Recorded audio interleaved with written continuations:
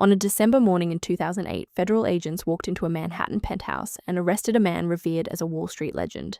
Within hours, prosecutors would call it the largest investment fraud ever committed by a single person. The scheme he confessed to had swallowed an estimated $65 billion in reported account value. Pension funds, charities, celebrities, and ordinary families had all handed him their savings.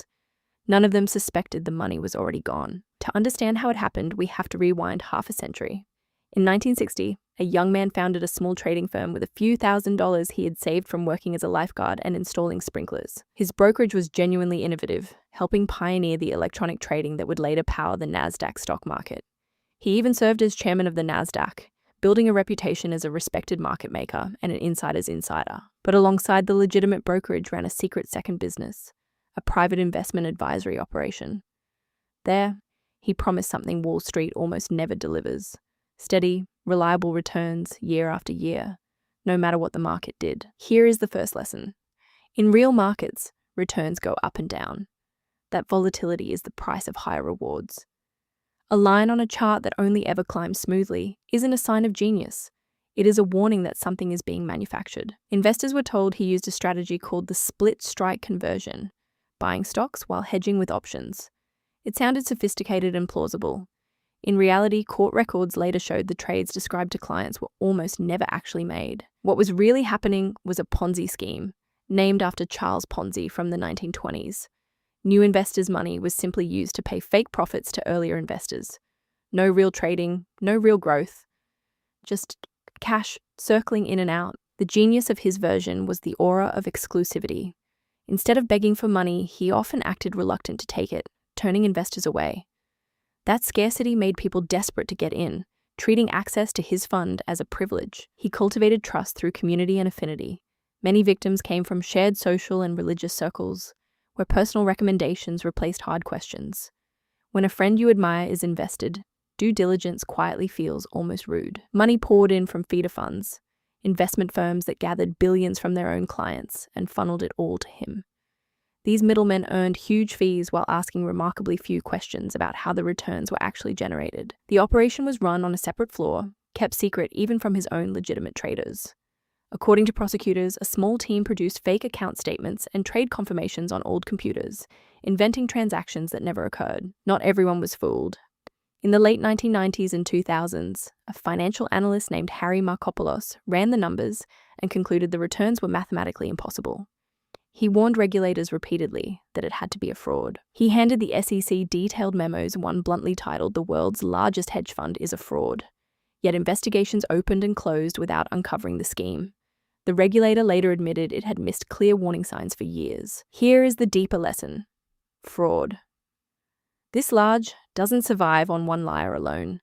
It survives on a web of people who profit from not looking too closely. Reputation became a substitute for verification, and prestige silenced doubt. For years, the illusion held because almost nobody asked for their money back at the same time. As long as new deposits exceeded withdrawals, the fake statements looked real, and the empire kept growing into the tens of billions. Then came 2008. The global financial crisis hit, markets crashed, and frightened investors everywhere wanted their cash. Suddenly, clients asked to withdraw billions of dollars, money that, in truth, no longer existed. Withdrawal requests climbed towards $7 billion, but the accounts held only a fraction of that. The tide that had hidden the fraud was now going out, and there was nothing underneath. The machine was finally running dry. In early December, according to court records, he confessed to his sons that the advisory business was, in his words, one big lie. They reported him to the authorities the very next day, setting the arrest in motion. When investigators finally opened the books, the scale was staggering. The fraud may have begun decades earlier, and no genuine investing had taken place for years. Total fabricated account balances reached around $65 billion. In March 2009, he pleaded guilty to 11 federal felonies, including securities fraud, money laundering, and perjury. He waived a trial, offering no defense for what he had done over so many years. The sentence was historic: 150 years in prison, the maximum allowed. The judge called the crimes extraordinarily evil, a verdict meant to speak for thousands of victims who would never be made whole. The human cost was immense. Charities were forced to close overnight. Retirees lost everything they had saved across a lifetime. Some victims, overwhelmed by the loss and shame, took their own lives in the aftermath. A court-appointed trustee began the painstaking work of recovery, suing those who had withdrawn fictitious profits and clawing back funds for those who lost real principal. Over time, billions were recovered, far more than anyone first expected. Investigators distinguished between net winners and net losers, those who took out more than they put in, and those who lost their original money. That distinction shaped years of legal battles over who deserved to be repaid first. The fallout reached his family. His brother, who had worked at the firm, later pleaded guilty to related charges. One of his sons died by suicide 2 years after the arrest. The other died of cancer in 2014.